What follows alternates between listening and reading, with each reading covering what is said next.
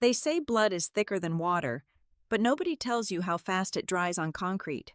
I was supposed to be celebrating my future in a dress that cost $3,000. Instead, I was choking on my own blood while my mother laughed. They thought breaking my face would make my fiancé leave me for my sister. They were dead wrong. That heavy brick will become the cornerstone of their absolute ruin. Hello, everyone, and welcome back to Maya Revenge Stories. Unfortunately, YouTube has completely disabled our monetization, leaving us with no budget to continue operating, so we will soon be forced to stop publishing new videos here on this platform. If you enjoy today's story, please support us by joining the Maya Revenge Stories Patreon channel, where you can listen to even better, longer, and more detailed exclusive true stories that we cannot share on YouTube, featuring multiple emotional voice actors in a single story. You can join by scanning the QR code on your screen or clicking the Patreon link in the video description or pinned comment. Now, let us begin today's story, and my name is Kira. The evening air in Crestfall, Oregon, carried the heavy scent of expensive blooming jasmine and roasted pine from the outdoor fire pit. My parents' estate was a sprawling, multi-million-dollar monument to their absolute obsession with public appearances, perfectly manicured. Geometric hedges lined the vast courtyard. The ambient, warm lighting made the imported Italian marble patio glow like a spread in a luxury architectural magazine. It was supposed to be a joyous celebration. Julian Sterling, my wealthy fiancé, stood beside me, an anchor of quiet calm in his perfectly tailored charcoal suit. We had been engaged for exactly 14 days. We were here for a formal family dinner that my mother, Eleanor, insisted upon hosting to celebrate the news. I should have known it was a trap. I should have known that the Donovan family did not do genuine celebrations unless there was a society photographer present or a sinister, ulterior motive brewing just beneath the polished surface. My younger sister, Chloe, was the undisputed golden child. She had always been the radiant sun around which my parents frantically orbited, while I was simply the shadow they tolerated. Tonight, she was acting completely erratic and unhinged. She was dressed to the nines in a clinging, plunging emerald green silk gown that looked significantly more appropriate for a scandalous red carpet gala than a private, intimate backyard dinner. She had been drinking heavy pours of vintage champagne since we arrived at precisely 6 o'clock. I watched her from across the vast patio, a knot of deep anxiety tightening in my stomach. She deliberately cornered Julian by the custom outdoor garden bar, effectively trapping him between a towering marble pillar and the sleek, polished onyx counter. Chloe radiated a toxic, suffocating mix of sheer, unearned arrogance and a thinly veiled, frantic desperation that I had never quite seen before. She was leaning entirely too close to his chest, her perfectly manicured, crimson fingernails trailing dangerously close to the lapel of his expensive jacket while she swirled the remaining liquid in her crystal glass. I stepped closer, the heels of my designer shoes clicking softly and rhythmically against the stone, just in time to hear the pure venom spilling from her glossed lips. She did not even care that I was clearly within earshot. In fact, her voice was raised just enough to ensure I heard every single word.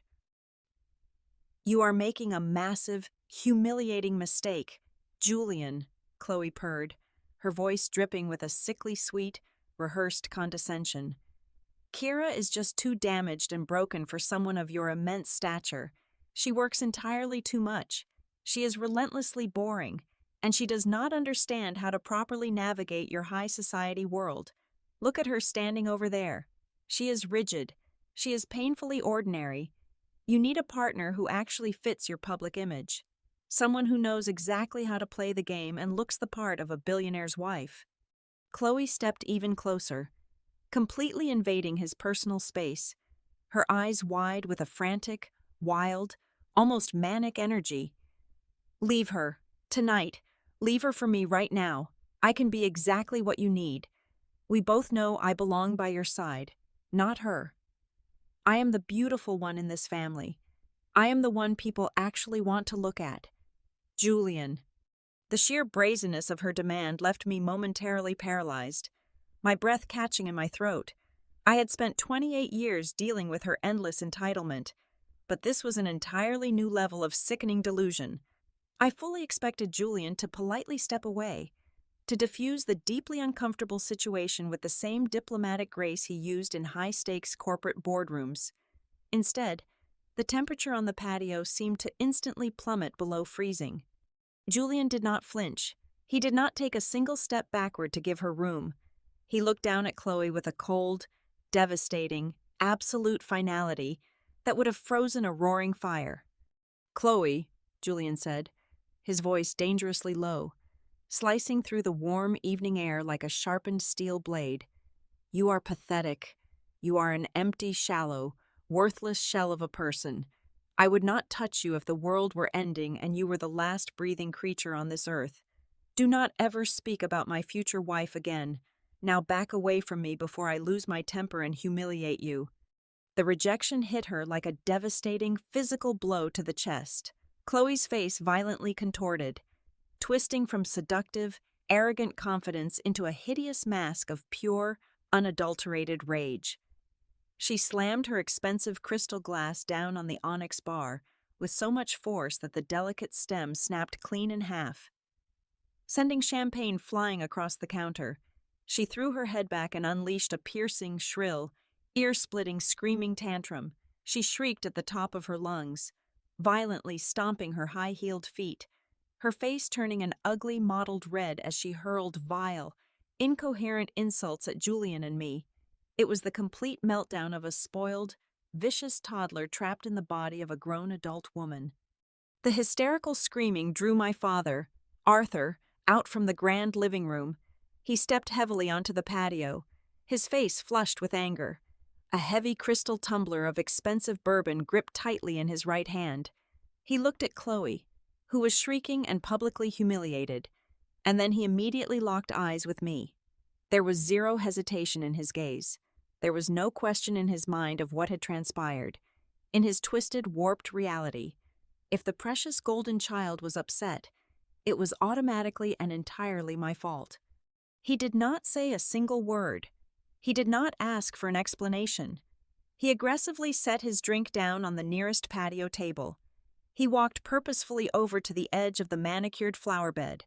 I truly thought he was going to yell at us. I thought he was going to aggressively kick us out of his home. Instead, Arthur bent down and picked up a heavy, jagged, decorative landscaping brick from the border of the garden. It happened so fast my brain could not even process the violent sequence of events. The high society gloss of the evening instantly fractured into gritty, shocking, surreal violence. My father turned sharply, raised his thick arm, and swung the heavy, jagged stone directly into my face with all of his physical strength. The devastating impact sounded like a wet, sickening crunch of shattering bone.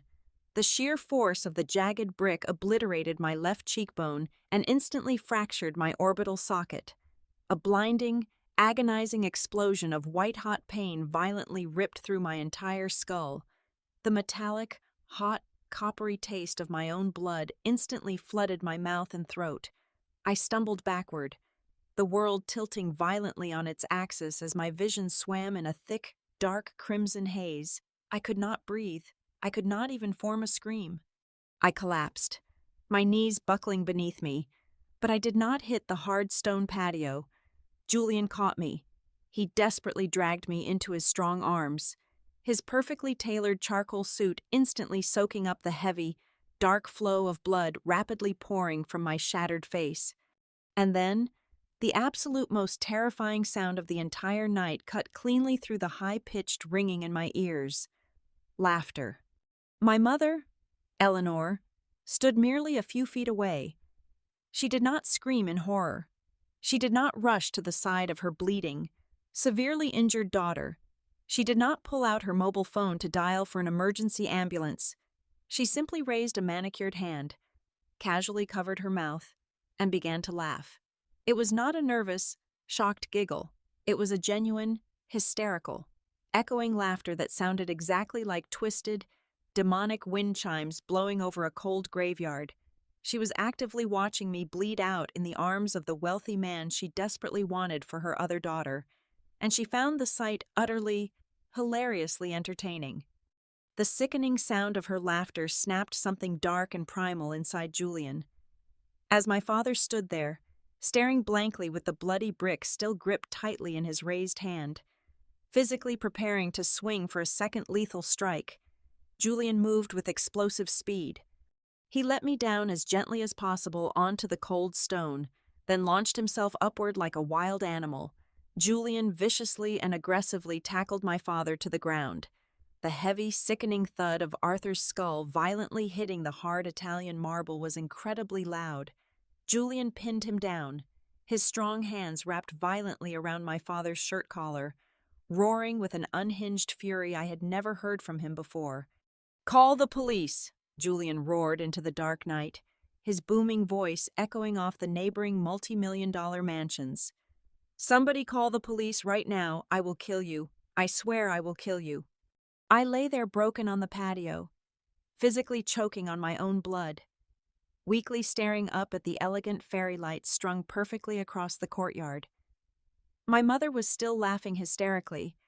My sister was still selfishly sobbing over her wounded pride, and my fiancé was violently fighting my father on the ground to save my life.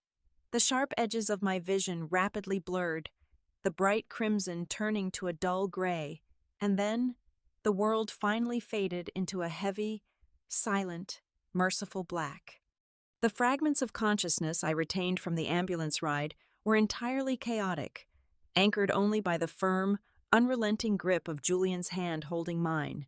The harsh red and blue emergency lights flashed violently against the pristine white columns of my parents' mansion.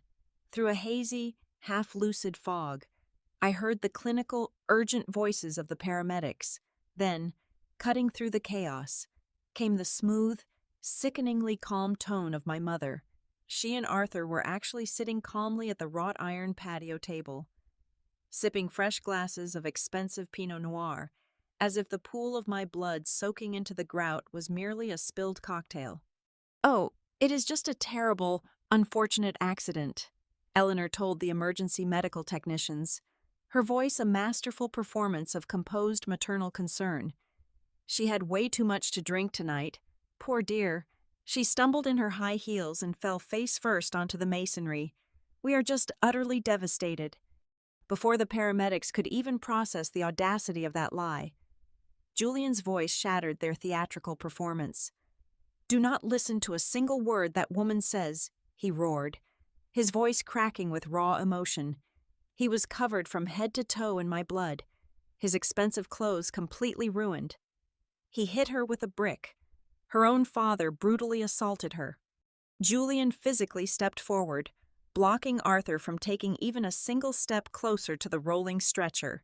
He forced his way into the back of the ambulance, physically shoving my parents away from the rear doors. "If either of you come anywhere near this hospital, I will personally see to it that you are arrested," he warned them with a low, terrifying growl. Then the heavy metal doors slammed shut, enclosing Julian and me in a sterile, vibrating box of frantic medical activity as the siren began to wail. The next time I opened my eyes, the world was a harsh, blinding, fluorescent white. The rich scent of jasmine and pine from the estate was completely replaced by the stinging, antiseptic odor of iodine, bleach, and sterile hospital linens. I was trapped in a private recovery room at Crestfall General. I tried to move my jaw, but a sharp, localized agony shot violently through my entire skull. I realized quickly that my mouth was completely wired shut, heavy. Thick gauze and tight bandages wrapped tightly around the entire left side of my face. My left eye was swollen completely shut, rendering my vision terribly lopsided and deeply disorienting. The steady, rhythmic beeping of the heart monitor next to the bed was the only sound breaking the heavy, suffocating silence of the room. I slowly, painfully turned my heavy head to the right. There, slumped awkwardly in an uncomfortable, rigid plastic visitor chair, was Julian. He looked absolutely exhausted. His normally immaculate hair was deeply disheveled, and a thick, dark shadow of stubble coated his jawline. He was still wearing the exact same charcoal trousers from the dinner, though the blood-stained dress shirt was gone, replaced by a generic, faded blue hospital scrub top. He had not moved from that spot. I would learn later from the nursing staff that he had been sitting right there for exactly 72 straight hours. He refused to go home to shower. He refused to eat in the downstairs cafeteria. My parents had cynically wagered that a shattered, broken face would deeply disgust him. They truly believed he would flee in terror at the very first sight of my severe physical disfigurement and run straight into the waiting, flawless arms of my sister. Seeing him sitting there, gripping my uninjured hand tightly even while he was fast asleep, proved just how deeply, pathetically wrong they were. His devotion was an immovable anchor in my sea of pain. The soft, metallic creak of the heavy wooden door opening roused Julian. He instantly snapped awake, his bloodshot eyes darting frantically to the vital monitor and then down to me. A gentle, weak squeeze of his hand was all I could manage to tell him I was finally awake. Behind him stood a tall, broad-shouldered man wearing a slightly rumpled brown trench coat. He stepped into the room and held up a polished gold police shield. "Ms. Donovan, I am Detective Marcus Thorne," the man said. His voice carried a soft, gentle gravity that felt entirely comforting and yet completely out of place in this sterile, clinical environment. "I know you cannot speak right now due to your injuries, so just blink twice or nod slightly if you can understand me." I offered a microscopic nod.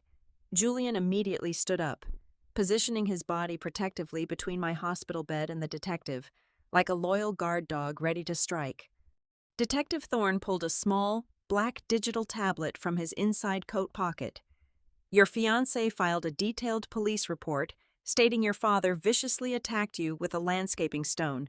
Your parents, however, filed a formal counterstatement claiming Julian is a hysterical liar trying to cover up your drunken clumsiness. They officially claimed it was a sad, tragic fall onto the patio." Thorne paused, and a slow, grim smile touched the corners of his mouth. They were extremely confident in their fabricated lie. They assumed it would be their word against his, and they banked on their wealthy reputation to protect them. Unfortunately for them, they completely forgot about Mrs. Gable next door. The detective tapped the bright screen of his digital tablet. "Mrs. Gable recently installed a top-of-the-line, 4K resolution wildlife camera to catch whatever was eating her prize-winning rose bushes. The camera is securely positioned on the large oak tree overlooking the property line. It has an unobstructed, perfectly illuminated view of your parents' entire patio." Thorne stepped closer, looking directly into my one open eye with absolute, unwavering certainty. "We have the entire incident recorded on high-definition video, clear as day. We watched your father deliberately pick up the brick. We watched the completely unprovoked, brutal strike. We watched your mother cover her mouth and laugh. It is undeniably aggravated assault, Ms. Donovan, and we are going to make absolutely sure they pay dearly for what they did." Lying in that hospital bed, my mind had nothing to do but meticulously dissect the past 3 decades of my life. The stark contrast between my sister and me was no longer just a source of quiet resentment. It was the very foundation of this nightmare. I had spent the last 10 years clawing my way up the corporate ladder, working 80-hour weeks to secure a senior director position at Novapulse Dynamics. Every promotion, every bonus, I earned with my own sweat, managing a highly demanding team of 50 people and securing multi-million-dollar tech contracts. Chloe, on the other hand, was handed the world on a solid silver platter. My parents had blindly funded her delusion of grandeur, writing massive blank checks for her to start a boutique luxury lifestyle brand. It was a spectacular, humiliating failure. She burned through a $500,000 initial investment in just 3 months, and the entire company completely collapsed within 18 months, leaving nothing but empty designer boxes and unpaid vendors. But I had always assumed her failures were just the tragic comedy of a spoiled child. I had absolutely no idea they were the catalyst for attempted murder. Detective Thorne returned to my room 2 days later. The gentle gravity in his demeanor had shifted into something sharp, clinical, and purely investigative.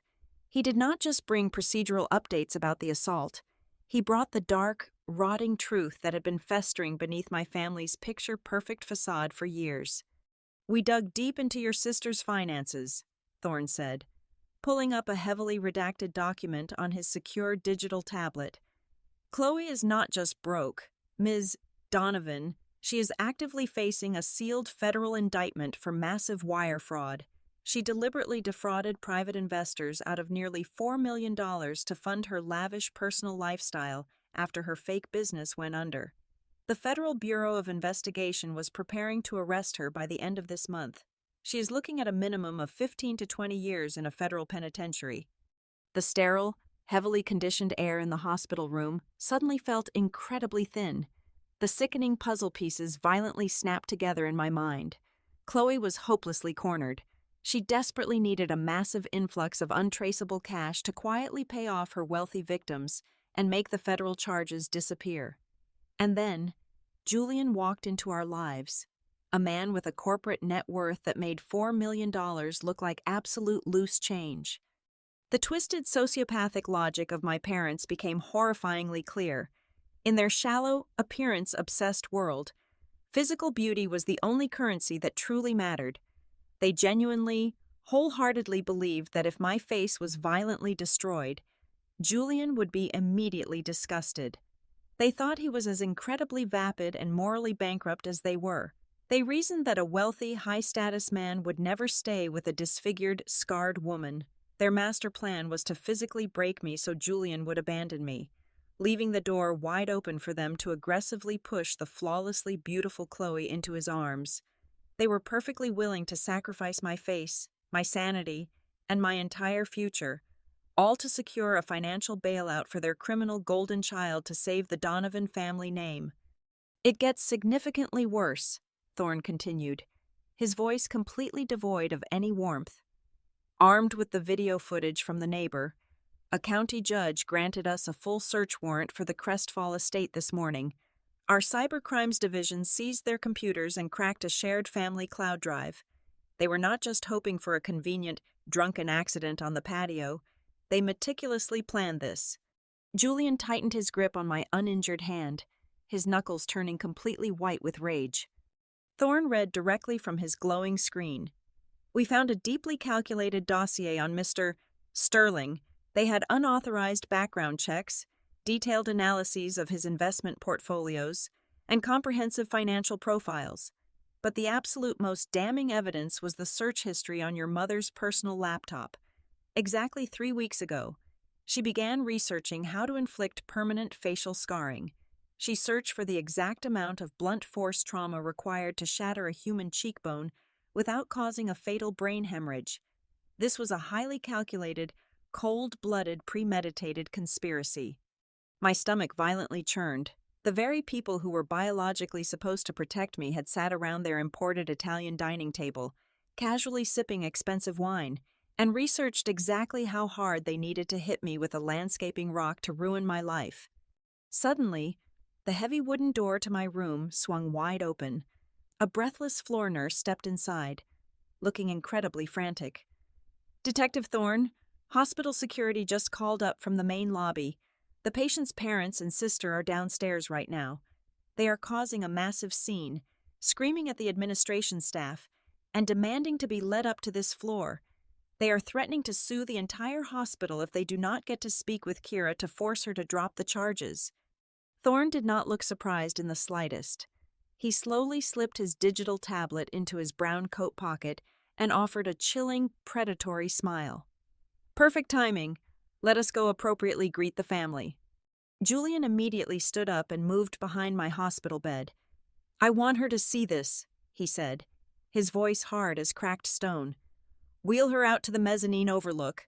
She deserves to watch them fall." The nurse hesitated for a fraction of a second, then quickly unlocked the heavy wheels of my bed. Julian pushed me out of the private room and down the quiet, sterile hallway until we reached the thick glass railing of the interior balcony. It looked directly down into the sprawling, multi-story hospital atrium.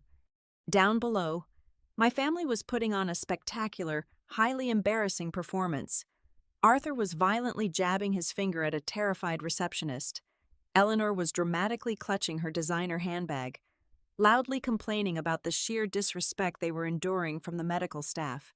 Chloe stood cowardly behind them, nervously chewing her perfect lip, completely unaware that her massive federal secret was already out in the open.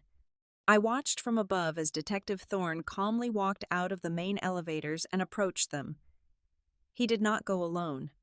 A heavily armed squad of 6 uniformed police officers flanked him, moving with precise, tactical coordination. They immediately surrounded my family, completely cutting off any possible route of escape through the sliding glass doors. Even through the thick glass of the mezzanine, I could hear Thorne's booming, authoritative voice echoing across the cavernous lobby. "Arthur Donovan, Eleanor Donovan, and Chloe Donovan, you are all under arrest for conspiracy to commit aggravated assault." The sheer, unadulterated panic that instantly washed over my father's face was deeply intoxicating. Arthur aggressively tried to pull away, but 2 officers violently slammed him against the polished reception desk, aggressively clicking heavy steel handcuffs around his wrists. Eleanor let out a piercing, theatrical shriek as a female officer roughly grabbed her arm, completely ignoring her frantic demands to call her high-priced defense attorney. But the absolute best part was watching Chloe.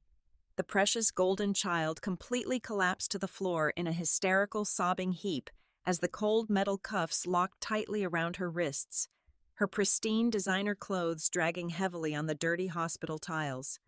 Dozens of patients, doctors, and visitors stopped and stared, immediately pulling out their smartphones to record the humiliating public spectacle.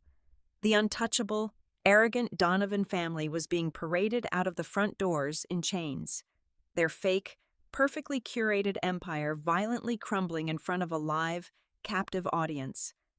I leaned my heavy head back against my pillows, a sharp pain radiating through my wired jaw, and for the very first time since the brutal attack, I genuinely smiled. The afternoon following the dramatic arrests brought a strange, heavy quiet to my hospital room. Julian had finally stepped out to meet with his aggressive legal team, leaving me entirely alone with the rhythmic hum of the vital monitors and the lingering, intoxicating satisfaction of watching my family get dragged away in heavy steel handcuffs. I was staring at the sterile, white ceiling, carefully managing the throbbing ache in my shattered cheek, when a soft, deliberate knock broke the suffocating silence. The man who walked through the heavy wooden door did not look like a doctor, and he certainly was not a police officer.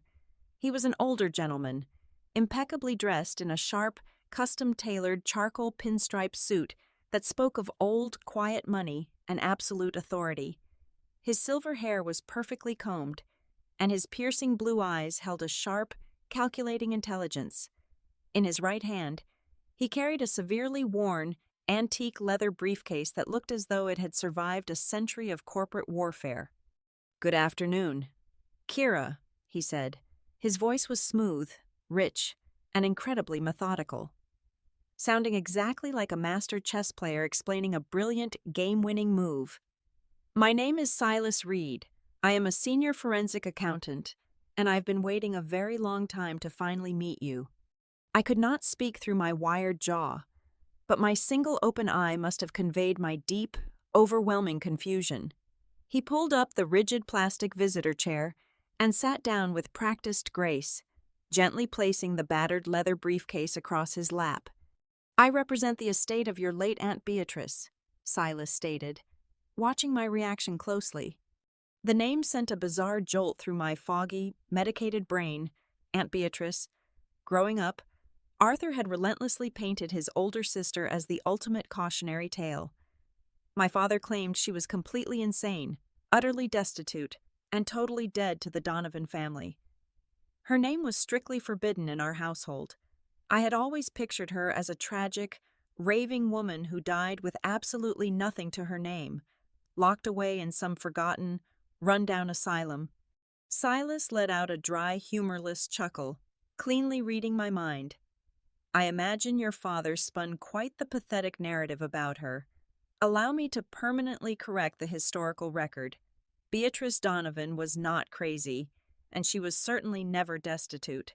She was a brilliant, highly driven woman who held 3 revolutionary biotech patents that sold for tens of millions of dollars. She despised your father and his endless parasitic greed. She completely cut Arthur out of her life over 3 decades ago and quietly built a massive financial empire entirely on her own terms. He unclasped the brass locks on his briefcase with a sharp, satisfying click. He pulled out a thick stack of legal documents printed on heavy, cream-colored parchment. The generational wealth your parents constantly flaunt at their exclusive country clubs and high society galas, the multi-million-dollar Crestfall estate, the fleet of luxury cars. Silas leaned forward, his voice dropping to a conspiratorial, deeply satisfying whisper. None of it belongs to them, not a single red cent. My heart hammered violently against my ribs. The grand, imposing illusion of the Donovan family was rapidly unraveling before my very eyes. Your parents have been living an absolute hoax, Silas explained, his fingers tracing the pristine edge of the legal documents. When Beatrice passed away 15 years ago, she did not leave Arthur her vast fortune. She placed her entire estate into an ironclad, heavily restricted trust. She granted Arthur and Eleanor a conditional, heavily monitored monthly living stipend.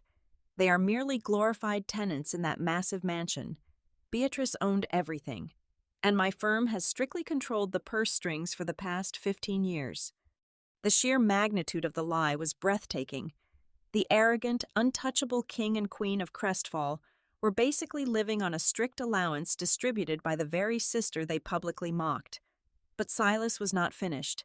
He reached into the dark depths of his briefcase and produced something else, a thick bundle of faded pastel envelopes, bound tightly together with a frayed, delicate silk ribbon. He placed the letters gently onto my hospital tray. Beatrice knew exactly what Arthur was capable of. She knew he would poison the family dynamic. She wrote these letters to you over the course of 10 years. She wanted you to know that you were never the outcast. You were always the true heir to her legacy, the only Donovan she actually respected. Arthur unlawfully intercepted these letters. He hid them in a heavy steel floor safe in his private study to ensure you would always feel incredibly small and completely isolated. Tears pricked my good eye as I clumsily reached out with my bruised fingers, gently touching the faded ink of my aunt's elegant handwriting. For 28 years, I thought I was completely unlovable, a massive disappointment to my own bloodline. The truth was, the only person in my family worth anything had loved me from afar all along. I have spent the last 15 years acting as the phantom executor of her estate, watching Arthur closely. Silas continued, his tone hardening into something cold and razor-sharp. Beatrice's trust was designed with very specific, unforgiving rules. I have been patiently waiting for your father to make one fatal, irreversible mistake so I could finally execute her true final wishes. But Arthur was exceptionally cunning. He hid his financial misdeeds well, and I never had the legal right to breach his private residence to audit his hidden files. A slow, triumphant smile spread across Silas Reed's weathered face, his eyes gleaming with impending justice. Until yesterday, when Detective Thorne and the Cybercrimes Unit raided the Crestfall estate, they completely shattered Arthur's protective fortress. The police lawfully seized the contents of his hidden floor safe and entered the documents into the public evidence record. That gave me the exact legal access I needed to retrieve Beatrice's original, unredacted trust documents and Arthur's private financial ledgers without requiring his permission. Silas leaned back in his chair, folding his hands neatly over his tailored stomach. Your father thought he was permanently silencing you with that landscaping brick. In reality, he just handed me the very hammer I need to permanently smash his entire fake empire into absolute dust. Silas Reed carefully adjusted his silver-rimmed glasses, his fingers delicately tracing the thick, watermarked parchment of Aunt Beatrice's master trust agreement. The sterile hospital room felt as though it had instantly transformed into a high-stakes courtroom, and my phantom executor was calmly preparing to deliver the final, lethal verdict. Your aunt was an incredibly paranoid, Brilliantly forward-thinking woman, Silas began, his voice resonating with deep, legalistic precision. She knew that simply handing Arthur a massive allowance would only feed his worst narcissistic tendencies and reward his profound financial incompetence. So, she embedded a highly specific, totally irrevocable poison pill deep within the legal framework of the trust. We refer to it as the Morality and Wellness Clause, found specifically in Section 7, Paragraph 4. He slid the heavy document across my rolling hospital tray, pointing a meticulously manicured finger at a block of dense, bolded legal text. The clause explicitly dictates that if your father is ever formally charged with a violent felony against you, his eldest daughter, his status as a conditional beneficiary is instantly, permanently terminated. Silas read, enunciating every single syllable with dark, triumphant vindication. There are absolutely no appeals allowed. There is no legal grace period. The exact second Detective Marcus Thorne placed Arthur under formal arrest in the lobby downstairs and officially filed the aggravated assault charges, the monthly stipend was permanently revoked. I stared at the thick black ink, my heart pounding a frantic rhythm against my ribs. The implications were utterly staggering, but Silas was merely setting the stage for the ultimate, devastating checkmate. "And here is the absolute best part. Kira," Silas said, a rare, genuine smile breaking across his stoic, weathered face. "The trust possesses a strict default succession rule. Upon Arthur's criminal forfeiture, the entirety of Beatrice's financial empire does not go to a charitable foundation. It does not go into a blind corporate hold. 100% of the assets immediately default entirely and irrevocably to you." My one open eye widened in absolute shock. "You are now the sole, undisputed owner of a $40 million estate," Silas declared, his words hanging in the quiet room like a victorious banner. "You own the Crestfall property. You own the fleet of luxury vehicles. You own the offshore investment portfolios, the vast commercial real estate holdings in downtown Portland, and the highly lucrative private equity shares. Your parents and your sister are, at this exact moment, legally trespassing on your private property." The sheer, monumental gravity of his words washed over me in a massive, overwhelming wave. My father had violently swung that jagged landscaping stone to shatter my face, genuinely, sickeningly believing it would secure Julian's immense wealth for my younger sister. Instead, his own breathtaking hubris had triggered the exact legal mechanism required to strip him of every single dime he possessed. In his desperate, violent attempt to ruin my life and save his precious golden child, Arthur had unknowingly handed me the master keys to the entire kingdom. It was a level of poetic justice so profound it almost felt orchestrated by a higher power. They viewed me as a disposable pawn, a stepping stone for their criminal survival. But by violently attempting to destroy the pawn, they accidentally toppled their own king.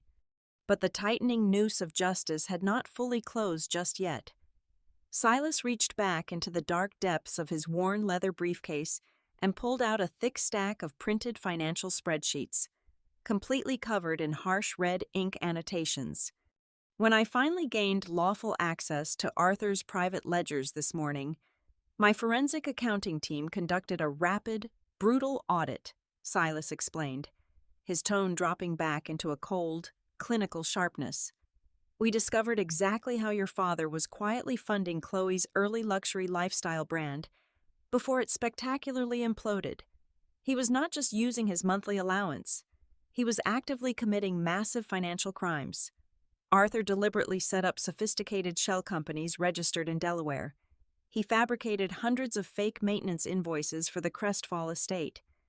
He illegally siphoned over $850,000 directly from the principal trust corpus to cover up Chloe's early fraudulent activities, completely convinced he would never face an audit.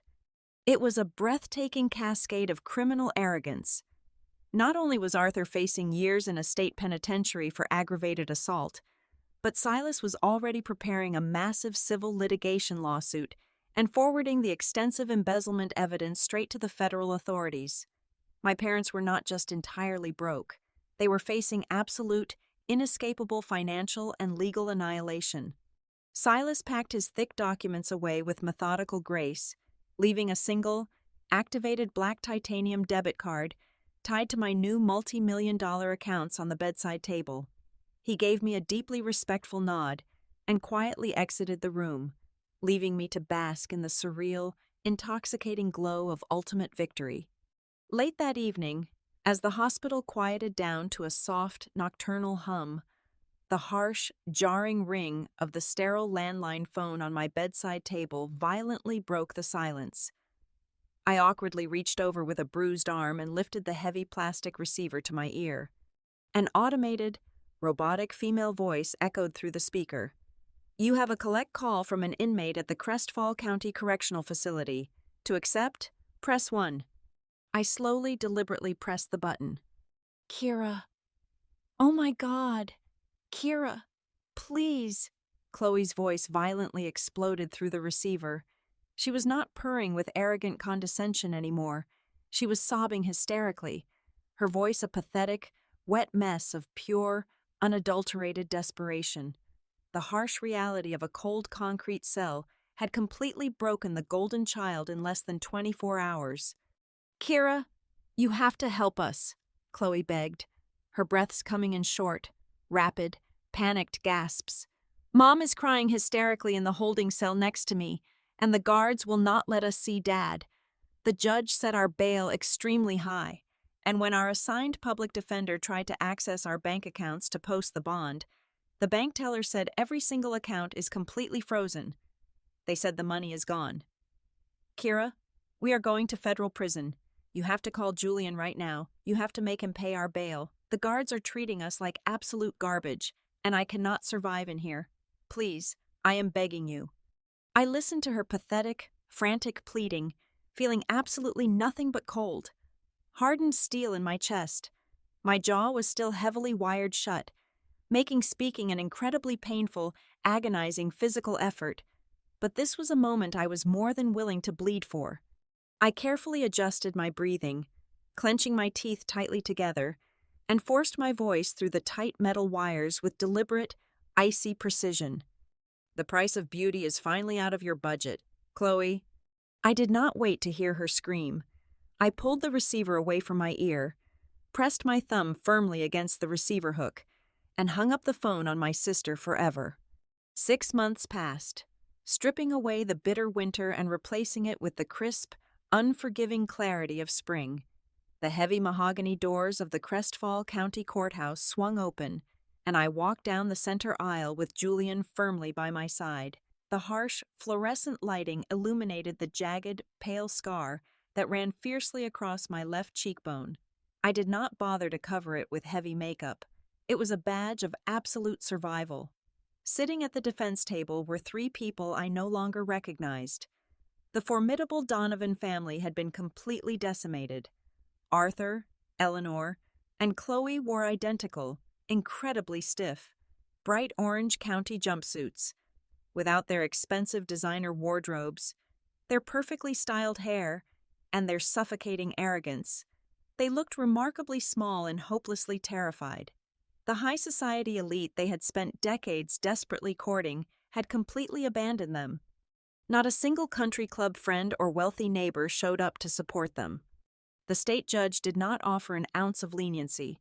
He looked down from the elevated bench, his expression etched with profound disgust.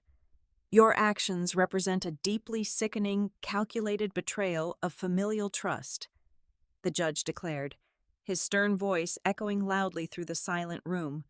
Arthur was formally sentenced to 12 solid years in a maximum security state penitentiary for aggravated assault and massive financial embezzlement.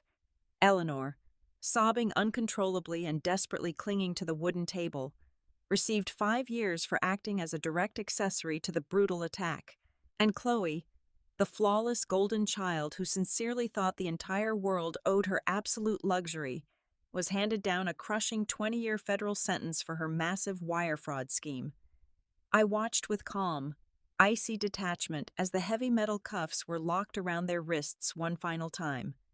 They did not even look at me as the armed bailiffs aggressively escorted them out of the courtroom and into the harsh reality of their new, concrete lives. The very next morning, Silas Reed and I stood on the sprawling, imported Italian marble patio of the Crestfall estate. The exact spot where I had nearly lost my life had been thoroughly scrubbed clean, but the dark memory remained, with the swift, unforgiving stroke of a pen. I legally finalized the absolute liquidation of the entire property. The luxury cars were sold at private auction. The massive mansion was immediately listed on the real estate market. I took the entire $40 million fortune and completely removed it from the poisonous Donovan legacy. Instead of keeping the blood money for endless personal luxury, I officially established the Beatrice Donovan Foundation. We instantly began funding elite legal representation and comprehensive medical support for victims of domestic and familial violence. The massive wealth that was meant to protect a criminal was now being used to aggressively defend those who had been broken by their own bloodlines. My chosen family was small, but they were entirely genuine. 2 months after the criminal sentencing, Julian and I stood on the rugged, breathtakingly beautiful cliffs of the Oregon coast. The crashing ocean waves provided the perfect, thunderous symphony for our private, intimate wedding. There were no society photographers. There were no fake, forced smiles for the local elite. It was just Julian, myself, a handful of our closest, truest friends, and Silas Reed, who proudly walked me down the aisle in place of the father I never truly had. Before the ceremony began, I stood alone in the quiet bridal suite, looking deeply into the tall, antique glass mirror. I reached up and gently traced the faint, white scar on my cheek with my fingertips. I did not see a damaged, broken victim staring back at me anymore. I saw a powerful, unstoppable woman who took the very weapon meant to completely destroy her life and masterfully used it to build an untouchable empire. Thank you so much for listening to my story today. I would love to know exactly where you are tuning in from, so please let me know in the comments below. As a quick reminder, since YouTube has completely disabled our monetization, we have absolutely no budget to continue operating, and we will soon be forced to stop publishing new videos on this platform. If you enjoyed today's true story, please help us keep going by joining the Maya Revenge Stories Patreon channel. Over there, you can listen to our absolute best, exclusive true stories that we simply cannot make public on YouTube, featuring multiple emotional voice actors bringing every detail to life. You can easily join by scanning the QR code right on your screen or by clicking the Patreon link in the description or the pinned comment. Thank you again for your incredible support.